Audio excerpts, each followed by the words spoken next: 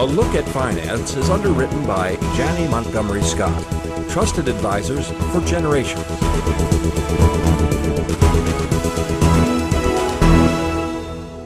Welcome back to Look News. Stephen Carlton, First Vice President Janney Montgomery Scott, stopping by with our weekly look at finance. Hello, David. Good to see you. Good to see you too. A lot going on.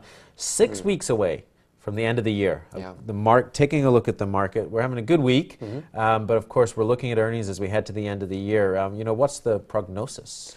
Well, the prognosis, just like you said, I don't think anyone is aware that there's 6 weeks to the end of the year. It's happened so fast. I mean, just yesterday it seemed like the middle of October. So this is really a good time to kind of take stock in things, pun intended, and just take a look at where we are. We've had the S&P hit all-time highs. We've had the Dow hit all-time highs. Many of these indexes had a phenomenal year. The S&P up well over 23% now.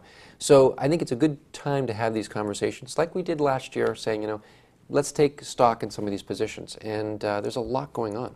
Yeah, obviously a time for folks to take a look at their portfolio, do all those types of things. As you said, this year has just flown by.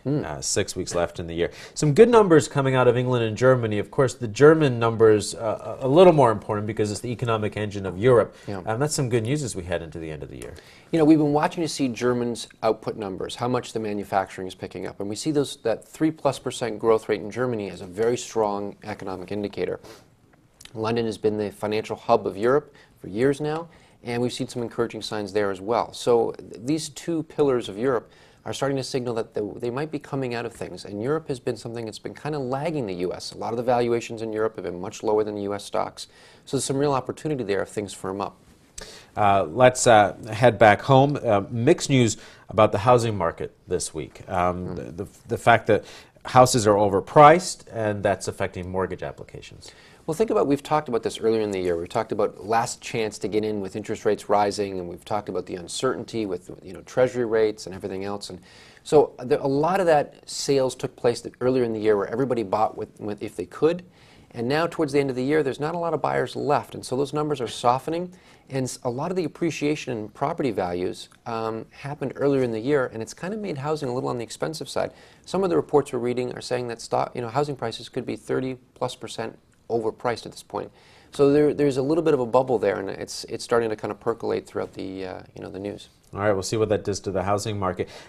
Just backtrack a little bit. You were talking about how well the markets were doing. A new stat out this week about the number of Americans living in poverty. As many as 50 million Americans, 16% of our population living in poverty, hasn't budged in the last 2 years. What's this disconnect? The markets are doing so well, seems like things are up, but still we have 50 million Americans that are just living under that poverty line.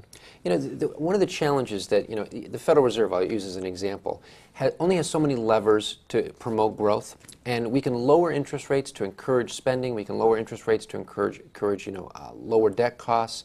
We can lower interest rates so that companies can go and expand.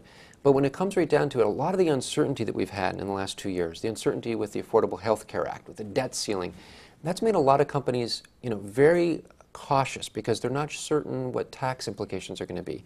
And so they haven't gone and hired. In fact, a lot of them have cut back on the hours their employees have been getting. Instead of 40, a lot of them have cut down below 40, 35, even less than that. So there's been a real headwind in the last year and a half with that uncertainty. I think as the uncertainty starts to dissipate, as there starts to become more clarity, like with the Affordable Health Care Act, companies can make a little bit better planning when it comes to expanding. But wage increases, it's very, very difficult for companies to promote higher wages when the competition is so fierce. And so it's one of those things where we're stuck. The stock market can be gradually growing. We've had a great year in that, but that's not necessarily Main Street. And we've talked a lot about that disconnect. Hopefully it'll trickle down, but it's not a certainty. All right. I know you're probably already planning on buying my Christmas present. I got the list earlier. Okay, yes, you got the list. I don't particularly want you to get my Christmas present from this store, but let's talk about it anyway.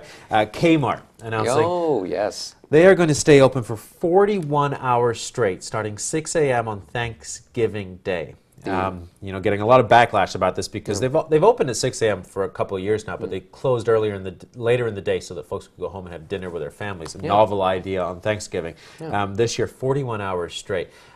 Black Friday's becoming irrelevant, and it's just this push that there's so few dollars out there that these companies are now just doing whatever they can to get as many. in the cash register. Yeah, I was just thinking I could see the blue light flashing as you were talking. I think it's going to burn out. So, there's no doubt that retail stores have struggled. They've struggled as the internet, internet commerce has taken a lot of the customers off of Christmas shopping, not coming into retail stores. And so the need to sell Christmas sooner and sooner in the year. It used to be the Christmas trees and everything would go up after Thanksgiving. Yeah. They're already up now. It was Halloween and Christmas fighting for each other. So I think this is kind of an indicator of just how challenging the retail market is. If consumer spending is pinched, if people have much less to go around, it's a really, really challenging market right now, and I don't think it's not going away yet. And I think this Christmas is going to be challenging for those kinds of box stores. I think this could backfire on them. Well, the public backlash. It's funny. I've been in Saratoga. I was at Uncommon Grounds the other day, and the couple sitting next to me were talking about how they didn't like to see Christmas decorations up this time of year. They said it just made it feel too commercial. And so there is a risk to that kind of response that consumers pull back and say, you know what, I'm not going to shop. This doesn't feel like the holidays. Or more people will just go online. No Christmas decorations, no pushy, salespeople. Go online and just do it that way. Yeah, how many people now are going on Amazon and go on these sites, having it delivered to the door, not having to do the rush, and the deals are there. I mean, Best Buy just came out the other day and was talking about how they were going to compete with Amazon and these, these online retailers. It's a tough, tough market for those industry. All right, we'll see. I'm going to buy your Christmas present online. I have to give you the list, Jeff. Don't get ahead of yourself. Send it on. Go to deepdiscount.com. There we go. Stephen Carlton, First Vice President. Thanks, David. Montgomery Scott. Thank you, sir. Now, to see this segment, all our weekly segments, head to the website. It's looktvonline.com.